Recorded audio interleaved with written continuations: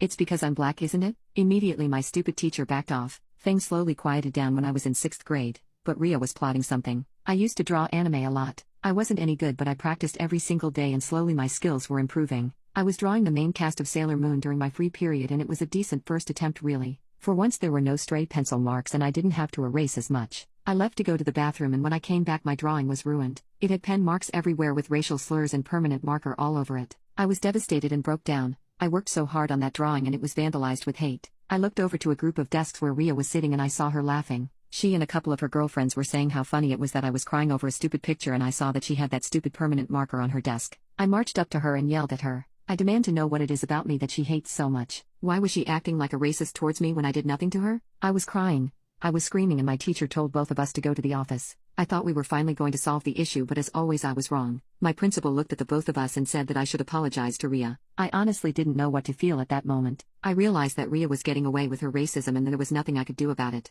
I still refused to apologize and the principal called my mom who demanded that the principal do something about Ria but nothing happened as always. After that incident, Ria was emboldened at the fact that she could get away with the bullying and made my life hell. She destroyed me. It was to the point where I could no longer draw again. Even to this day if I try to draw a character I like, I would break into tears and just stop. My mom tried everything. She pleaded, she demanded and she threatened but my school just brushed it off as an overprotective single mom who just didn't like seeing her overly sensitive child hurt. In my mom's perspective from what she told me she watched as her happy-go-lucky little girl slowly morphed into a sad and combative teenager. I developed a hatred towards my own ethnicity and I cried that I wished I was white because I hated being called those words and I hated the way my face looked because I could see my Native American features. She made me hate myself. It was only after elementary school did the bullying finally stop because she went to a different junior high school but just because I was able to get away from her didn't mean that the effects of her bullying stopped. I had to go to therapy to get rid of the terrible things she said to me and slowly regain myself as a person. My family who knew of the bullying gathered around and gave me unconditional love and support, all the while telling me stories of our ancestors who started our family. I even went to the tribe I was descended from to help gain a better understanding of my indigenous roots and they helped me immensely as well. Ria and I ended up going to the same high school but I avoided her like the plague because I wanted nothing to do with her or her bullshit.